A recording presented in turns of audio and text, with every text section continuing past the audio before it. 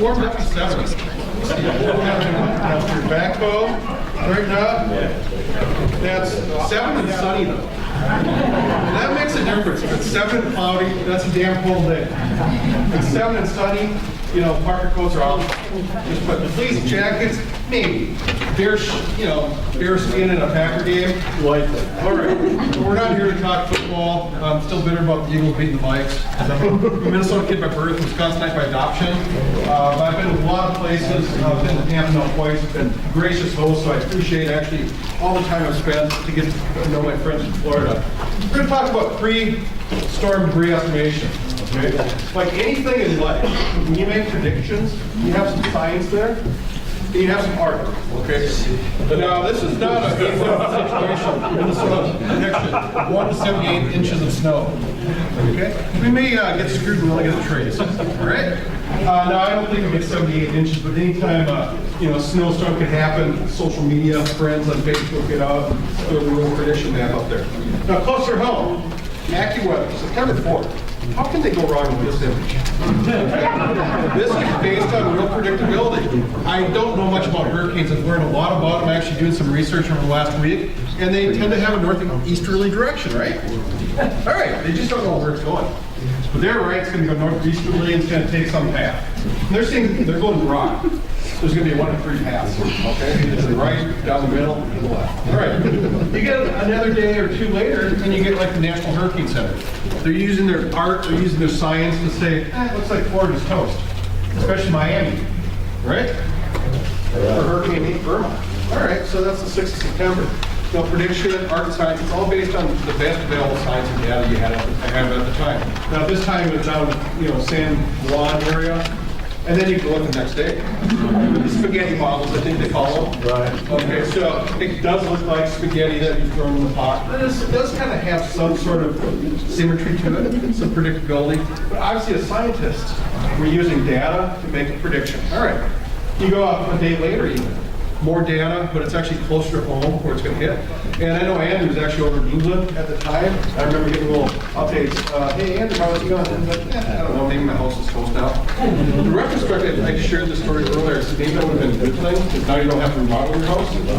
Someone can take care of it with insurance. But anyway, never wish bad things to happen. I actually had a roof that needed to be put on my house because of a hailstorm. Okay. One of the most miserable experiences I've went through in my life. So I don't wish that upon anyone. So, well, we can go after the storm. That's where we can look at something and be 100% certain we know where we're going, right? And so the part of the science, we'll be talking about models. We're going to actually be talking about cool things. We're going to be talking about ways to estimate debris based on empirical models. Okay, so that's where you actually have a number that you're generating based on other numbers that's reflected. So, for example, tree diameter can be used to predict the size of a tree. Right? You with me? A bigger tree has a bigger canopy. What's cool is if you collect both those pieces of information, you can make mathematical models. So we'll talk about that. We'll talk about rules of thumb. Sometimes the best available information you have is a table. And you use that to generate an estimate because you're the new city forester, 2 weeks on the job, and Irma hits you. Oh, Mr. Milky. And we actually know each other, Eric and I, from the past. He left Wisconsin to get out of his duties being the membership coordinator for Wisconsin Artists Association, and then he passed the job off to me, so thanks a lot, Eric. All right. So, Mr. Mookie, you owe me a beer. So anyways, or we can pull our friend Karnak Magnificent out. Okay, so we'll talk about him. You know who Karnak is, right? If not, I'll show you who he was. Anyways, the re-estimation, we're going to talk about inventory information is important. If you don't have tree data, you can't do a lot of the things we're going to talk about. Okay? Maybe there's some ways in the back of the envelope we often talk about to get a magnitude of appreciation of the potential debris you have. But we're going to try to get it more refined than that. We're going to use something called allometric model. Pretty fancy word, right? Elementary, which basically means one part has a relationship to another part. Diameter has a relationship to tree height. Diameter has a relationship to canopy spread. Okay? And we can model this. We'll actually talk about hurricane and ice storm models have been developed.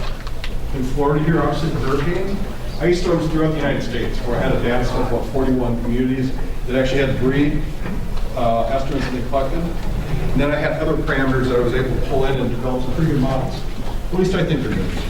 Okay, we'll talk about pre and post-storm sampling, and then Angie had a statement earlier, and I have it up here. Just kind of really cool how two speakers hope for the best, prepare for the worst. And I thought that was mine, that I actually came up with last. I said, darn it.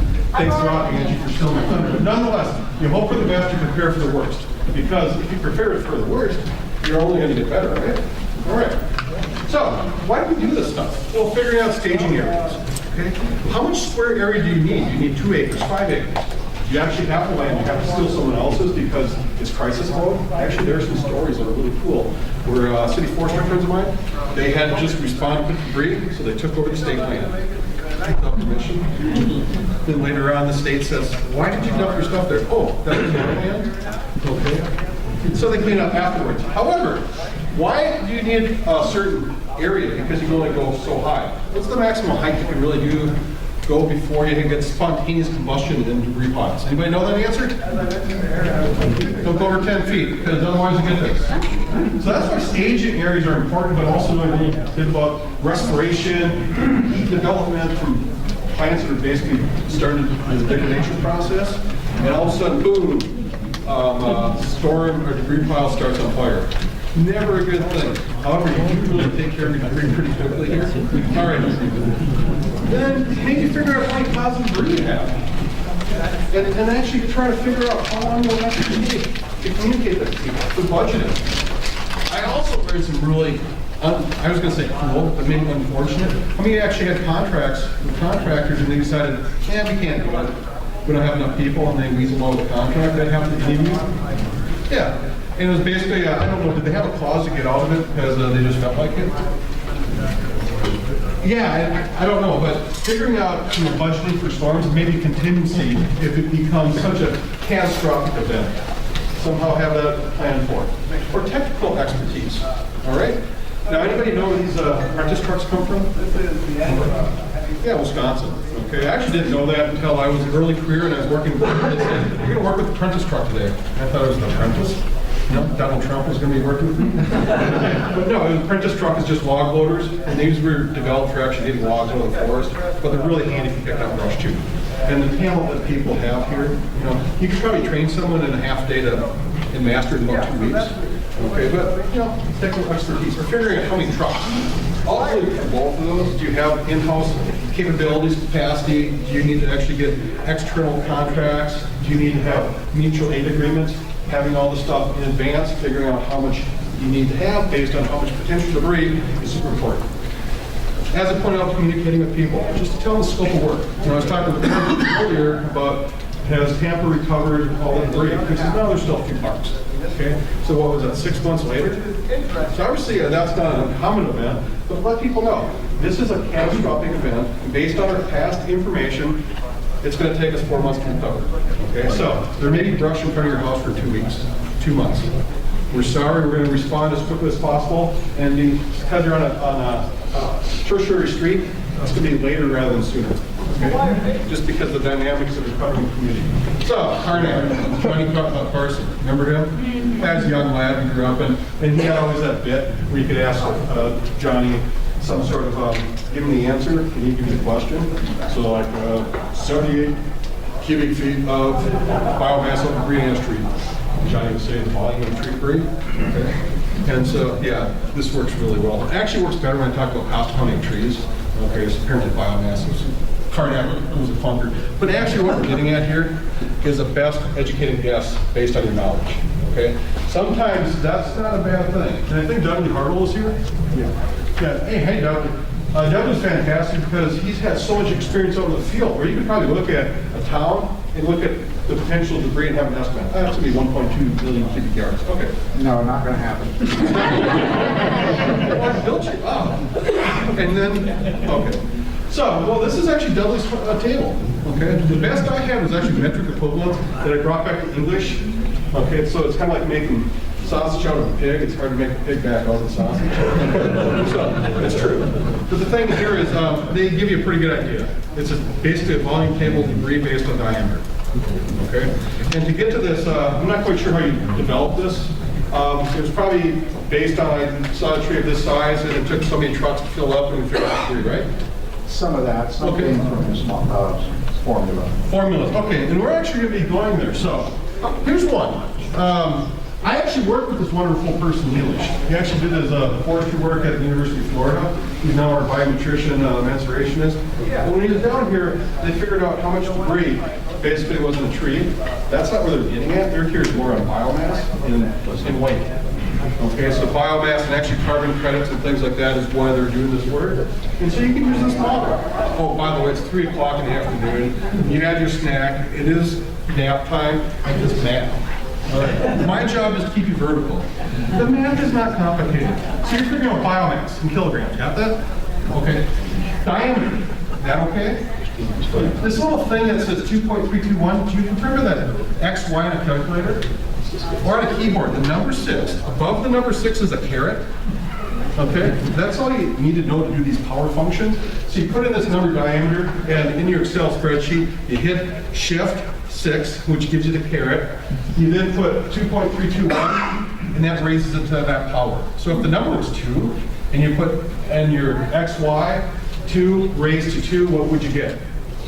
4. So if you want to test yourself out, you know the answer you should get, right? But what I heard, if you had 6 times 6, that's not going to work out, right? So that's based on what I heard this morning from David. But anyways, you get this estimate, and the 3.3214 is just a coefficient. You put this together, you get an estimate, so we'll run it through. So running it through with a tree that's about 16 inches in diameter, we end up with 171,748 kilograms of biomass. Not really convenient, it's one tree, right? Let's build to 1,000 trees. We get a little over 1.7 million kilograms. Also, probably not convenient, right? I mean, some little history of hitting the blank out screen. So if I do that, I'll bring you back. However, probably more convenient working in tons rather than kilograms. There's coefficients that actually conversions will get you. There's about 1.1 tons per 1,000 kilograms. Probably not as convenient as figuring out how many cubic yards. And approximately with hardwood species, we have about 4 cubic yards per pound of material. So now we've actually, and also probably you work in dump trucks, right? Or log loader trucks as your unit of measure. And so getting into that unit of measure that you understand, or people understand, yes, this catastrophe is a 600 dump truck catastrophe. And so communicating in a language that people actually understand. You saw where I took the empirical model to get all the way here. Now, would I recommend using this? No. I'm actually going to talk about some other models that we'll talk about next after this slide. But these little, units of measure, these rules of thumbs, this actually comes from the U.S. Army Corps of Engineers, which are phenomenal people. I've had the pleasure working with many in my life, phenomenal engineers. And they have little rules of thumbs to get you approximations. If it's conifer wood, it's maybe 6 cubic yards of material per ton of debris. And so you get some sort of appreciation. And obviously, typically conifers are lower in density than hardwoods. Not always the case. You can find hardwoods that are actually lighter and lower in density, but just as a general approximation, 4 and 6 are not bad. All right. Anybody ever see this publication? Greg McPherson, heard his name before? Yeah, this is where Greg's done. And actually they've measured trees to figure out how much volume of material or how much leaf area is there for a certain size diameter. And we use that to do what? Estimate how much environmental benefits we get from trees. So anyway, there's some great work here. It's published. And I'm going to actually go through the process of using this information to estimate debris. All right? So, LIDAR. I'm sure you've heard of LIDAR before, light emitting detection radar. The nice thing about this is when you send out a laser, okay, you don't do that with the dogs and play tricks with them or the cats. Okay, but when you send a laser up from these machines and the point cloud that comes back, you get this little estimate of the configuration, so the size of a canopy or the volume of material. Andrew has a technique where they actually use inexpensive cameras to get a relatively similar estimate. There's different ways. You don't have to worry about doing this. You hire people like Andrew, give them a couple $100,000, a couple grad students, and Andrew will do the work for you. Right? But anyways, you do this stuff and you get models. And so I'm just going to use an urban broadleaf volume model, the general one. There are species-specific ones. And I'll show a slide next about that. Bottom line, no different math than we talked about earlier. Caret on the keyboard. The little thing, chevron for your Trekkie fan, above a 6, or on your XY feature on a calculator.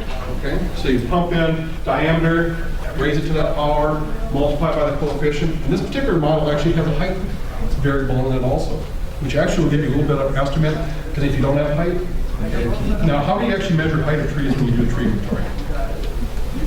Okay, cool. I love doing that because it just gives you more data to model from. Okay?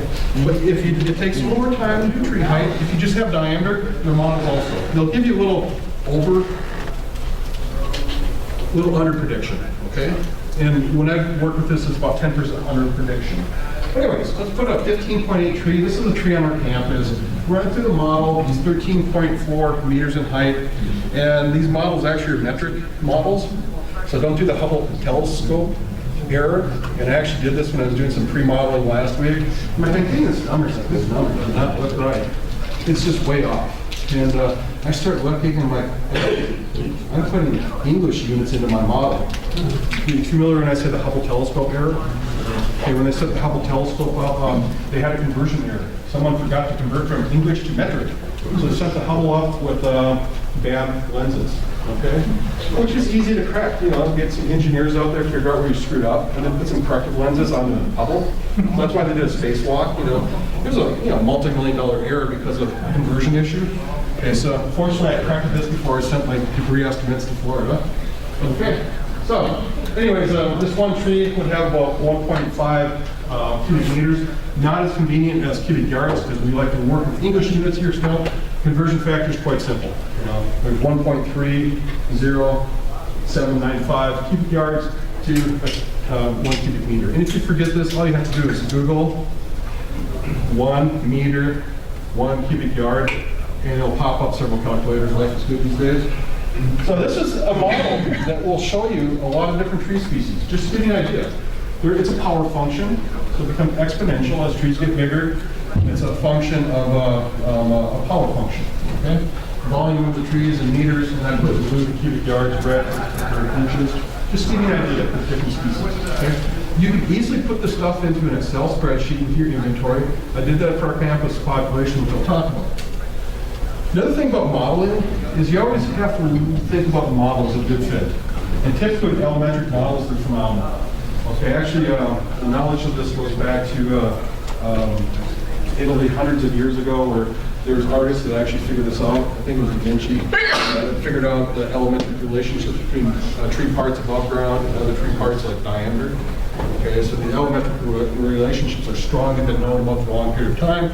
Our ability to do the math is really easy these days, but this R-squared thingy, you should always look at that. That gives you an idea of how good data fits the model.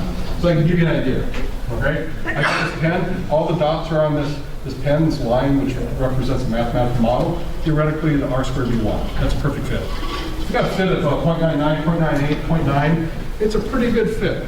You know, not all data points are on that mathematical line, but many of them are. Most of them are really close. So these models are pretty darn good. Now let's take our campus. This is where I teach at, right? So remember this university, Andrew? Mm-hmm. All right. And so this is our old main administration building. It was first actually taught students in 1894. But this is an urban forest that's actually been in development for over a century now. It's really cool. There's still trees there, part of the regional campus planting. There's not many. And several of those are actually ash, so we're treating them to keep them around a little bit longer. But anyways, this is our campus. I'm going to model our campus. We just did a tree inventory. So I got a student, I pay him money, he can measure stuff, and I can report on it. So we got a little over 1,700 trees, on average 8.4 inches in diameter. So I could just take this one statistic and run it through that general model. I recommend not doing that. I'd recommend doing it for each individual tree. I get a re-estimation of about 1,700 cubic yards. And from this, I can actually figure out how much staging area I want. And so I figure out a 10-foot height, and you know how many square feet are in a mile, right? Or actually in an acre, 43,560. Okay, that times 10 foot will give me actually a coefficient. So there's 16,133 cubic yards in an acre, a pile that's square, that's 2 10-foot high. Okay, and you can probably think, well, maybe these piles aren't perfectly square. You can make them that way if you have sides. Okay, or you could think triangular, or they're probably more curvilinear, right? So you can maybe account for that. And I don't right here, I'm just assuming it's a square, but I'd probably double this if I want to make sure I had big enough area. On my campus, for just the debris, with that square basis, I need a little over 0.1 a tenth of an acre. Okay. Now I need some area for trucks and equipment, but it just gives you an idea of how big an area. The case here is actually not a lot. Or in dump trucks. If I have 12 cubic yard dump trucks, and whatever size dump truck you are, figure it out what the total debris you have, figure out how many dump truck loads you have. Okay? Pretty simple.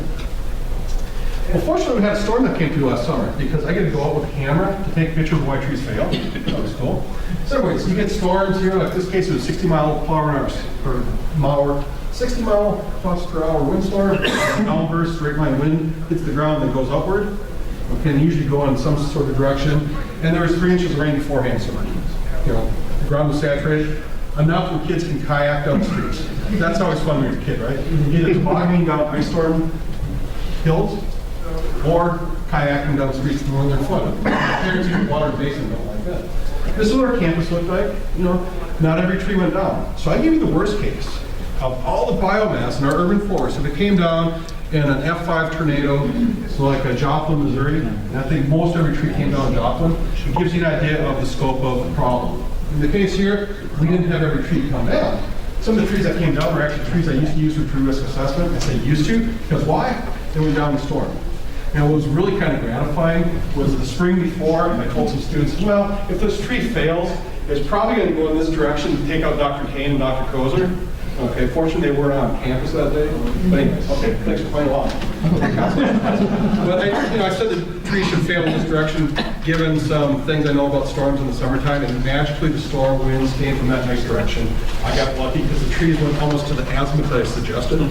Okay, plus there's some defects that suggested that they'd likely fail in this direction rather than the opposite direction. Okay, so in this case, obviously it was some bark inclusion, some decay, and it failed at an area that was weaker.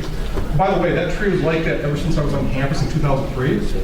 Okay, and it took a 60 mile plus an hour windstorm before it failed. So if we get 3 or 4 trees quite often, the ingredients don't always come together. It can be decades before this stuff happens. Okay, now what I would suggest, evaluate this tree on a regular basis? Definitely. All right, this is what my place looks like now. Come join us. Winter is fun. So anyways, actually we didn't have every tree go down. Actually what we had was, we have different dump trucks. They're 5-yard trucks. So, okay, count for that, worst case. But our staging area didn't differ, or did not change. But we had about 7% of the trees went down. That was a visual estimate I had. Okay, and actually I did a re-inventory from 5 years ago, and guess what, we're down. About 7% of our trees. And usually we're on a tree replacement to a tree removal policy. So actually based on what we had, pre-inventory, post-inventory, I'm pretty comfortable with that number, okay? But then 120 was an estimate in mind just last summer, but I'm pretty certain of that. So it was about 7% of the trees. So there's the cubic yard using those models. So now it's down to 25 dump truck loads. And actually we have this capacity to make this happen. We did not have to go external with contracts. Worst case scenario, we probably would have to. Okay, but a typical big time storm, with this evidence would suggest to me we have enough in-house capacity to make this happen in about 3 to 4 days. Now our staging area is a little bit smaller. We actually did not need the 1/10 of an acre. Actually it was 1/100 of an acre. And ironically I was by the debris pile, and I actually just visually observed it. It was about 20 by 30 feet. It was about 10 feet high. And actually they got some concrete bunkers, so theirs was kind of a square pile. So actually based on the storm and what my estimate was earlier, this is kind of validation. Okay. Now I'm not making this up actually, it was just my best guess. It was maybe it was 21 feet. Okay. It was actually by 33. But from an approximation basis, it kind of gives you an idea from what you need for just staging.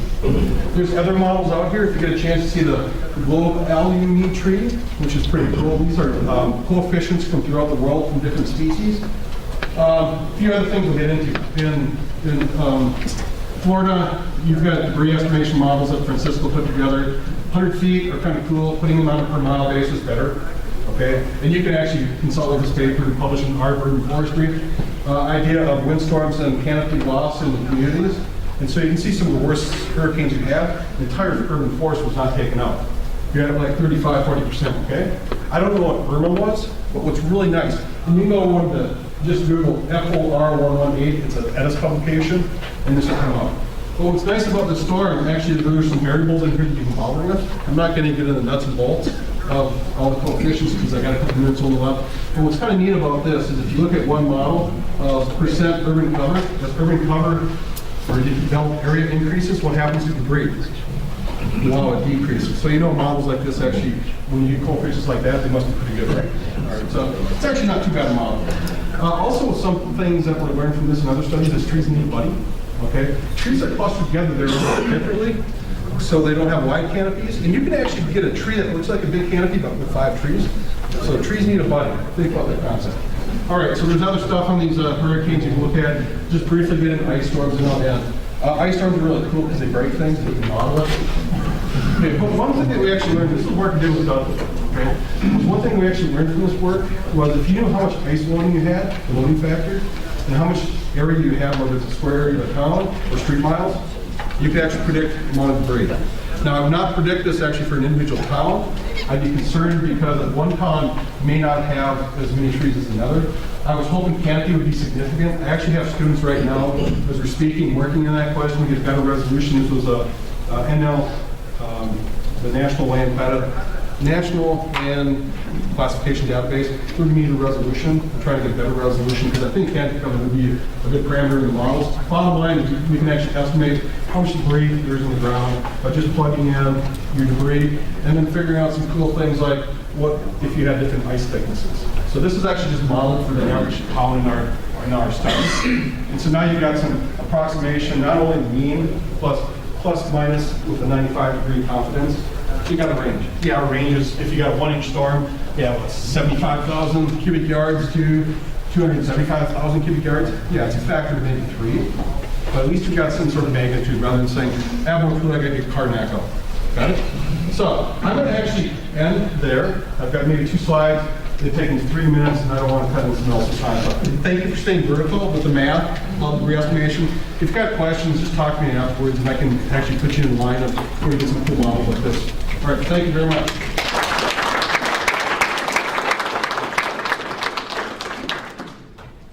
Yep, still 7 degrees.